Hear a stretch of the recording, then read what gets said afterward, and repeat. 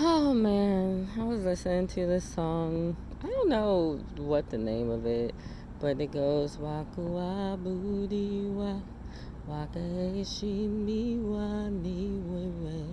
And so it's I don't know if it's Swahili. I think it is, but there's a choir that came to sing to us like I don't want to say children, like a teen choir. And let me tell you what, it was from the Methodist Church. Now, I don't expect much from the Methodist Church because it's the Methodist Church, but I do think when a child, you know, hasn't been so sullied by the world and, their parents are trying to raise them up in the right way and they're reading their Bible and all that kind of stuff, I believe they can be very powerful no matter what church that they're in. The adults, for me, they start to lose power because the world gets to them, the pride of life and that kind of thing. And so when these kids came to sing to us, like they surrounded us in a circle. There was like 50 of them. They all held hands, surrounded us in a circle, and were singing. And you could feel like the presence of God really strongly. But the worship leader, she really loves like Swahili worship music. She likes South African worship music, I think is what she said. I don't remember what she said. But they sung like a South African or Swahili worship song. It's called like Baba Yetu or something. And I felt like God led me to show her this group called the Unveiled, which I believe are from Zimbabwe. And they sing a song, Diko Kele Bawo Zoom Diko Kele. That song right there, I told her my testimony concerning it. There's a South African group that sings it as well, like a choir.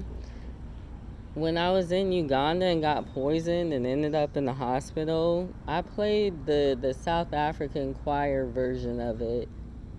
And the way that this room quieted down and brought peace to the whole room, this song, I said this song is extremely blessed by God. And then I told her, a lot of these people are descendants of Israel. I don't think she wanted to hear that, but whatever, I'm gonna tell you the whole story.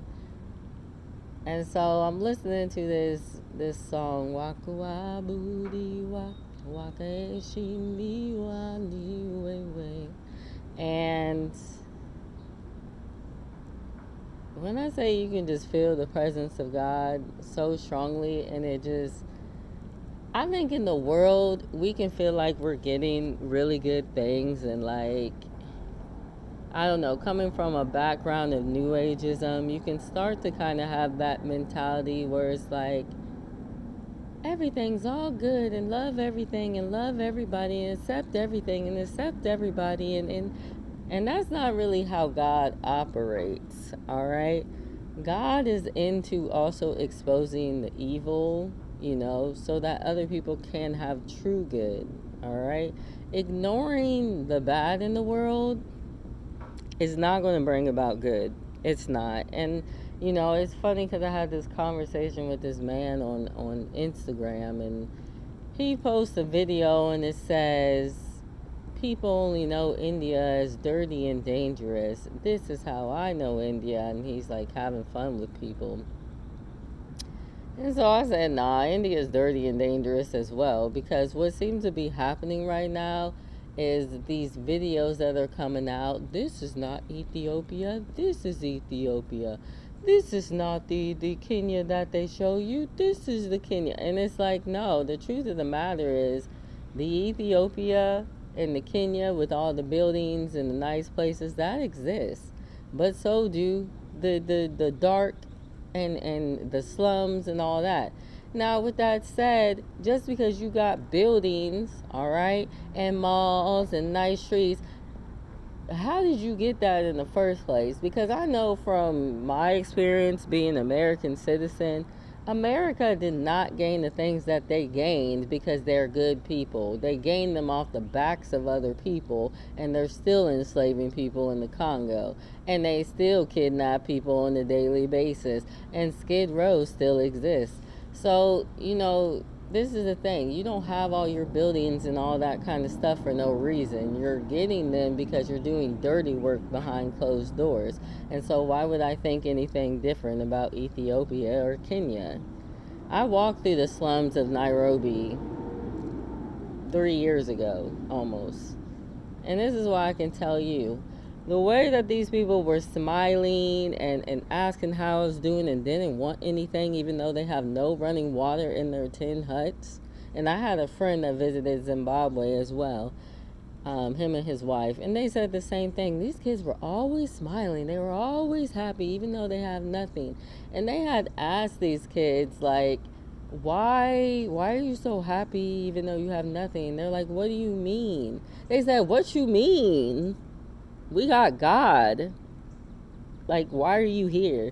So it's like, even Africans have this mentality that the Western countries, because we have buildings and money and all this kind of stuff, that we're living like the high life or in heaven and that kind of stuff. That's not the truth.